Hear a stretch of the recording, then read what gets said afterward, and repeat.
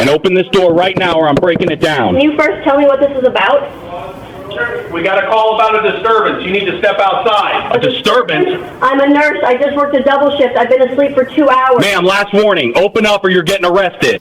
The doorbell camera was recording everything, every aggressive demand, every word, every violation of protocol that would cost Officer Bradley Mitchell his badge, his pension, and his freedom. He had no idea that the exhausted nurse on the other side of the door had just finished saving 3 lives in the ICU and was about to end his career without even getting out of her pajamas. At exactly 11:30 p.m. on a Thursday night in downtown Seattle, what should have been a routine wellness check turned into a federal case that would expose a decade of falsified reports, lead to criminal charges, and prove that sometimes the person you're trying to intimidate knows more about the law than you do. This wasn't just another video of police misconduct. This was an ER trauma nurse with 15 years of experience dealing with violent situations, going up against an officer who thought he could lie his way through anything. What happened next would shock an entire police department and show that body cameras work both ways. Before we continue, where are you watching from? Drop your location in the comments and smash that subscribe button because this story gets wild and you don't want to miss what happens next.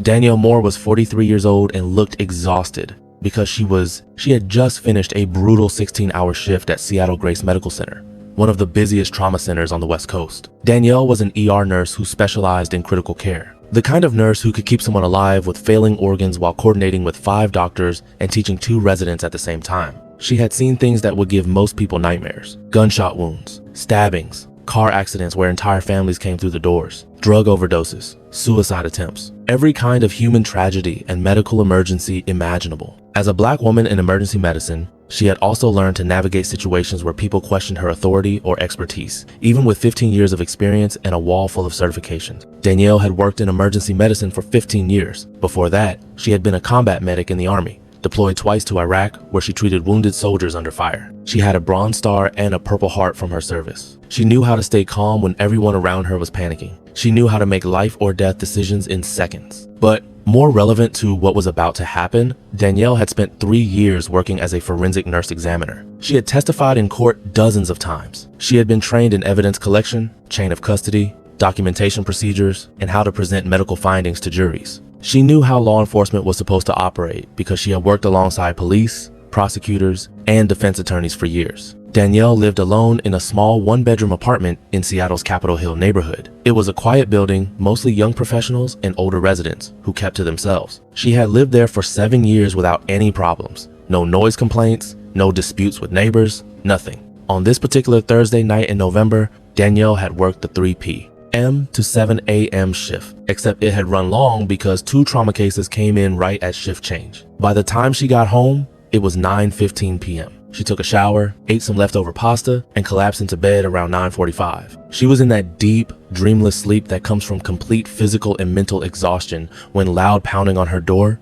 jolted her awake. Boom, boom, boom. Danielle's eyes snapped open. Her training kicked in before her brain fully processed what was happening. She checked the time on her phone, 11:28 p.m. She had been asleep for less than 2 hours. The pounding continued, louder, more aggressive. Boom, boom, boom. Police opened the door. Danielle got out of bed, still in her pajamas, a simple t-shirt, and cotton pants. Her mind was running through possibilities. Wrong apartment, emergency in the building. She hadn't done anything wrong. She literally just got home from saving lives. She walked to her front door and looked through the peephole. She saw a police officer in full uniform standing in the hallway. He looked angry. His body language was aggressive. Weight forward, hand near his weapon. Danielle didn't open the door. Years of working in emergency medicine had taught her to assess situations before acting. Something felt wrong. "What's this about?" she called through the door. "Open this door right now or I'm breaking it down," the officer shouted. "Can you first tell me what's this about?" "We got a call about a disturbance. You need to step outside."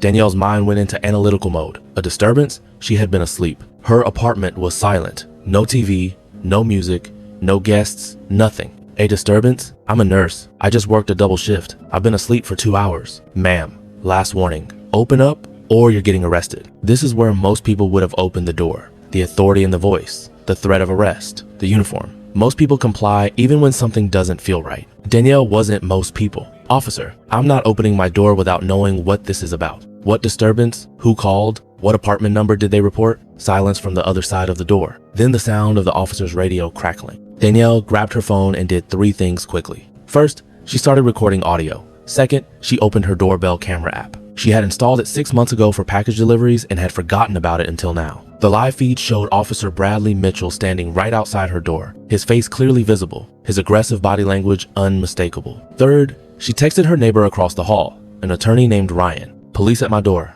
Aggressive. Claiming disturbance call. I was asleep. Recording everything on my doorbell cam. Can you hear this? Ryan responded immediately. I hear him. He's shouting. My doorbell camera sees him too. Recording. Be careful. Quick question for you watching. Would you open the door if a cop was this aggressive but wouldn't explain why? Type yes or no in the comments.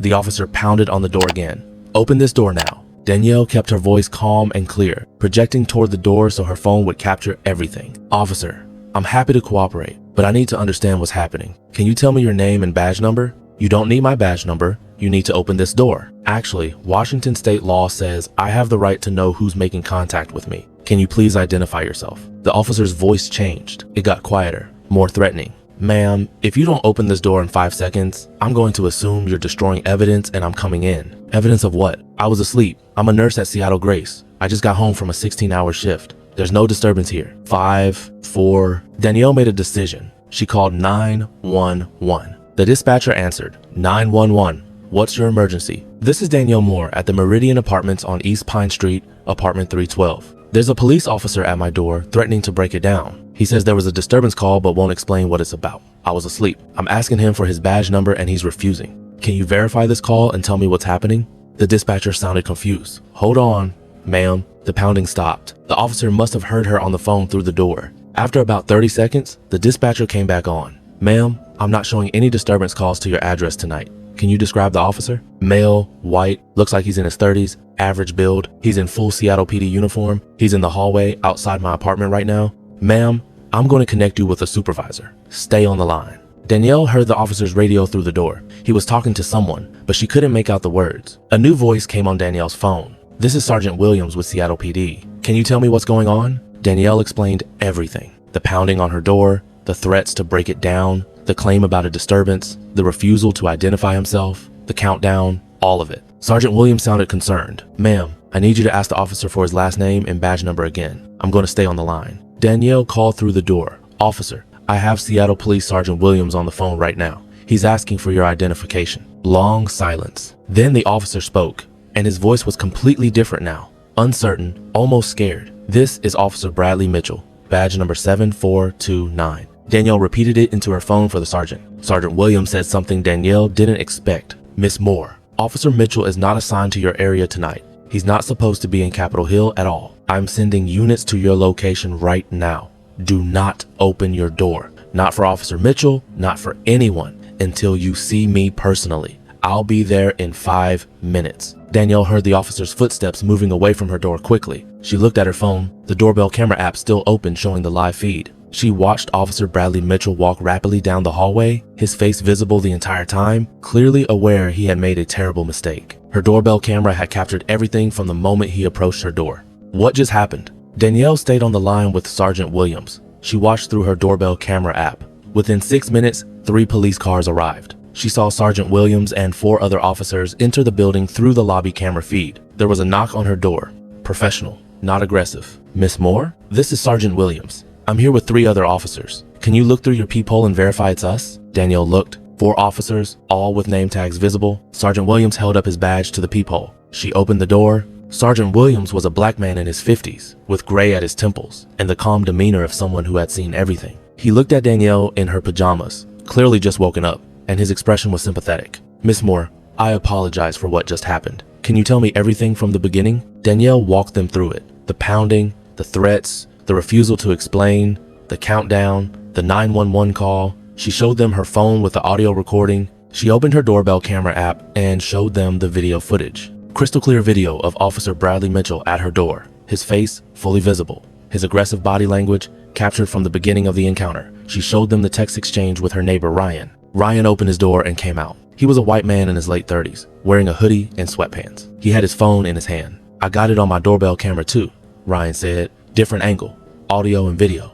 The officer never identified himself properly. He made threats. He was aggressive from the start, and I can tell you for a fact that there was no disturbance. I was home all evening. This hallway was silent until he started pounding on Danielle's door. Sergeant Williams took both their contact information. He looked genuinely troubled. Miss Moore, did Officer Mitchell say why he was here? Did he mention a specific complaint or caller? He said there was a disturbance call, but when I called 911, dispatch said there was no call to this address. Sergeant Williams looked at the other officers with him. One of them, a younger woman, was shaking her head in disbelief. I need to ask you something, and please, be honest. Do you know Officer Mitchell? Have you had any prior contact with him? No, I've never seen him before tonight. Any disputes with neighbors? Any complaints filed against you? Anything that might explain why an officer would come to your door? Nothing. I work, I sleep, I'm barely home. I've lived here 7 years without any problems. Sergeant Williams nodded slowly. Miss Moore, I'm going to be direct with you. This is very serious. An officer who's not assigned to this area showed up at your door with no call for service,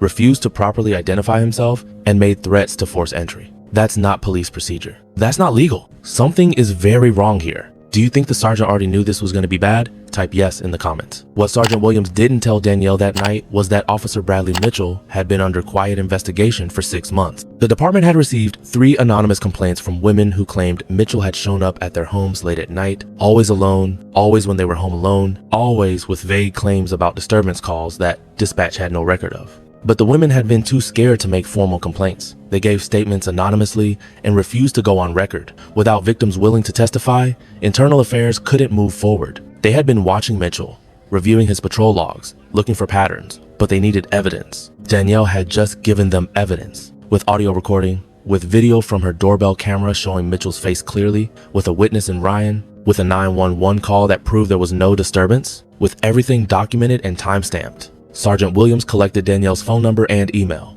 He told her someone from Internal Affairs would contact her within 24 hours. He asked her to download the doorbell camera footage and send it along with the audio recording and any other documentation she had. Then he told her something else. Miss Moore, I want you to know that you did everything right tonight. You stayed calm. You asked questions. You documented everything. You called 911. You protected yourself without escalating the situation. A lot of people would have opened that door, and I think you might have been in danger if you had. Danielle felt a chill go down her spine. What do you mean? I can't say more right now, but I'm very glad you kept that door closed. The officers left. Danielle locked her door, checked every window, and didn't sleep for the rest of the night. The next morning, a detective from the Sexual Assault and Child Abuse Unit called her.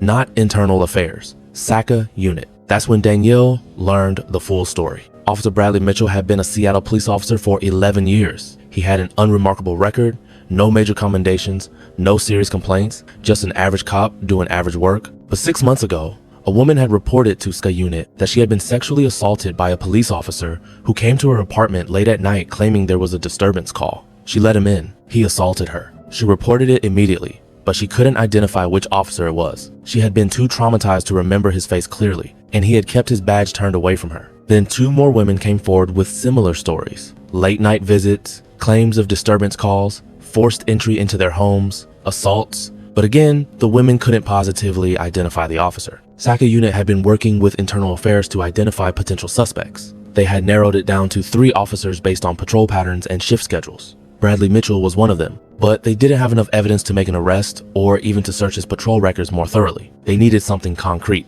Danielle had given them that concrete evidence. Mitchell had come to her apartment with no call for service. He had tried to force entry. He had refused to identify himself properly, and it was all documented on her doorbell camera with his face clearly visible. The detective asked Danielle if she would be willing to make a formal statement and potentially testify. Danielle said yes immediately. Within 48 hours, the department had enough to get a warrant for Mitchell's patrol car computer, his personal phone, and his home computer. What they found was devastating. Mitchell had been using the patrol database to look up women who lived alone. He would search for addresses with single female residents, usually in their late 20s to early 40s, usually living in apartments without doormen or heavy security. He had been doing this for at least 3 years. His patrol car's Jeep's logs showed he had visited dozens of these addresses while off duty, always late at night, always in unmarked clothes, but with his badge and weapon. They found photos on his phone, photos of women through windows, photos of apartment building entrances, notes about their schedules. It got worse. They found recordings. Mitchell had been wearing a hidden camera during some of his late night visits. He had recorded himself assaulting women. The evidence was overwhelming and horrifying. Bradley Mitchell was arrested at his home on a Monday morning. He was charged with 3 counts of rape in the first degree, 5 counts of burglary with sexual motivation, 8 counts of stalking, and multiple counts of official misconduct and abuse of authority. The case made national news, not just because of what Mitchell had done, but because of how Danielle's documentation had broken the case open. Danielle's audio recording was played at the preliminary hearing, the doorbell camera footage was entered as evidence, clear video showing Mitchell's face, his aggressive posture, his threats, everything. Ryan's doorbell camera video from across the hall corroborated everything from a second angle. The 911 call with dispatch proved there was no legitimate reason for Mitchell to be at Danielle's door. The prosecutor called it the clearest example of predatory behavior by a police officer that she had ever seen. But Danielle wasn't done. She filed a federal civil rights lawsuit against the Seattle Police Department. Not for money, though that would come later. For accountability. Her lawsuit alleged that the department had failed to properly investigate the earlier complaints against Mitchell, that they had allowed him to continue patrolling while under investigation, that their policies for handling sexual assault allegations against officers were inadequate, that they had failed to protect the public. The lawsuit was filed in the Western District of Washington. It was 68 pages long and included expert testimony from law enforcement professionals, forensic evidence specialists, and civil rights attorneys. Danielle's attorney was one of the best civil rights lawyers in Seattle, and she took the case pro bono because she believed in it. The city tried to fight it at first. They argued that they had been investigating Mitchell, that they had followed proper procedures, that they couldn't have known he was a predator without evidence. But Danielle's attorney destroyed those arguments. She showed that 3 women had come forward with nearly identical stories months before Danielle's incident. She showed that the department had done minimal follow-up. She showed that Mitchell's database searches had been logged and should have raised red flags. She showed that the department's own policies required more aggressive investigation of sexual assault allegations against officers. The trial lasted 9 days. The jury deliberated for 4 hours. They found in Danielle's favor on every count. The jury awarded her $575,000 in damages. More importantly,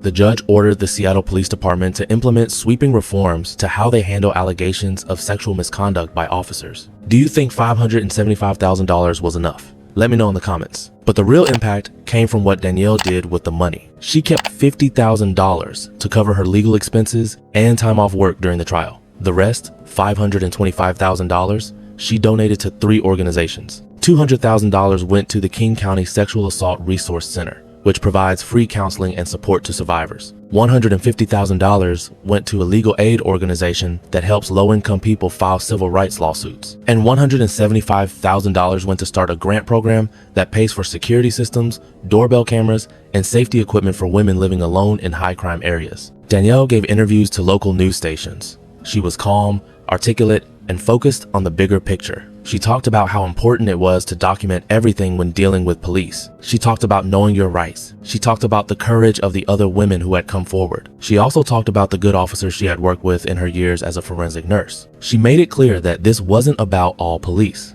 It was about accountability. It was about making sure that predators couldn't hide behind badges. The criminal case against Bradley Mitchell went to trial 8 months later. He was convicted on 11 counts. The judge sentenced him to 38 years in prison without the possibility of parole for the first 25 years. During the sentencing hearing, all 3 victims who had been assaulted gave impact statements. They talked about the trauma, the fear, the violation of having someone they were supposed to trust attack them in their own homes. Danielle didn't give a statement at Mitchell's sentencing. She had never been physically assaulted by him, but she sat in the courtroom every day of the trial to support the other victims. After the sentencing, one of the victims, a woman named Jennifer, approached Danielle outside the courthouse. She hugged her and said something that Danielle still thinks about. "You saved my life, not just because you stopped him from hurting more people, but because you showed me that we could fight back, that we could win, that we didn't have to be afraid anymore." The Seattle Police Department implemented all the reforms the judge ordered. They created an independent review board specifically for sexual misconduct allegations. They implemented automatic flag systems in the database to identify officers who were searching for personal information without legitimate case reasons. They required all officers to use body cameras during any contact with the public, even wellness checks and noise complaints. They created mandatory training on recognizing and reporting predatory behavior by fellow officers. The department also reached out to the 3 women who had filed anonymous complaints before Danielle's incident. They apologized. They offered to reopen the investigations with full support and resources. 2 of the women agreed to make formal statements, which led to additional charges against Mitchell. Danielle continued working as an ER nurse. She got promoted to a lead position in the trauma unit. She still works the same brutal shifts. She still saves lives regularly. But now she also gives talks at police academies, nursing schools, and community centers about documentation, evidence collection, and knowing your rights. She shows the audio recording from that night. She shows her doorbell camera footage, the clear video of Mitchell's face, his body language, his threats. She walks people through exactly what she did and why. Her message is always the same. Stay calm, ask questions, document everything. Don't be afraid to call 911 even if police are already there. Know your rights, trust your instincts. The doorbell camera footage is still used in training. Law enforcement agencies across the country show it as an example of what happens when officers abuse their authority. They show it as a cautionary tale about how one wrong decision can end a career and a life. But they also show Danielle's response as an example of how civilians should protect themselves, how asking questions is an obstruction, how documentation is power, how staying calm can save your life. Ryan, Danielle's neighbor who recorded everything on his doorbell camera, still lives across the hall. They're good friends now. He jokes that he's her unofficial security guard, though Danielle points out that she's the one with combat experience. The Meridian Apartments encouraged all residents to install doorbell cameras after the incident, offering a discount program through a security company. The management sent a letter to all residents about their rights when police come to their doors and the importance of video documentation. Bradley Mitchell is currently serving his sentence at Washington State Penitentiary. He filed an appeal claiming the search of his computers was unconstitutional. The appeal was denied. He's filed 2 more appeals since then, both denied. He'll be eligible for parole when he's 68 years old. Based on the severity of his crimes and the fact that he used his position as a police officer to commit them, it's unlikely he'll ever be released. Danielle rarely talks about that night anymore. She doesn't want to be defined by it. She's a trauma nurse. That's her identity. That's her calling. But when she does talk about it, in interviews or at training sessions, she always emphasizes one thing. She wasn't special. She wasn't a lawyer or a cop or someone with inside knowledge. She was just a nurse who had worked with law enforcement enough to know that something was wrong, who trusted her instincts, who documented everything, who stayed calm under pressure. Any person can do what she did. Know your rights, ask questions, record everything, call 911 if something feels wrong. Don't open the door just because someone has a badge. Final question for you. Do you have a security camera or doorbell camera? If this story convinced you to get one, type yes in the comments. This story matters because it shows that predators exist everywhere, even in positions of authority. It shows that trusting your instincts is important. It shows that documentation can save your life. Danielle Moore wasn't trying to be a hero. She was just trying to sleep after a brutal shift at the hospital. But because she asked questions, because she documented everything, because she trusted that something was wrong, she stopped a serial predator and potentially saved dozens of women from being assaulted. 1 closed door, 1 audio recording, 1 doorbell camera, 1 neighbor's camera, 1 911 call. 11 years of a police career ended, 38 years of prison time, $575,000 in damages, 3 organizations funded to help survivors, department-wide policy changes, and countless women protected from a predator who hid behind a badge. That's the power of staying calm. That's the importance of documentation. That's what happens when someone trusts their instincts and refuses to be intimidated, even by someone in uniform. Thanks for watching this story all the way through. If this opened your eyes or taught you something important, make sure you're subscribed for more stories like this. Drop a comment about whether you would have opened the door or stayed inside like Danielle did. And share this with someone who needs to know they have the right to ask questions, even when a cop is at their door. I'll see you in the next one.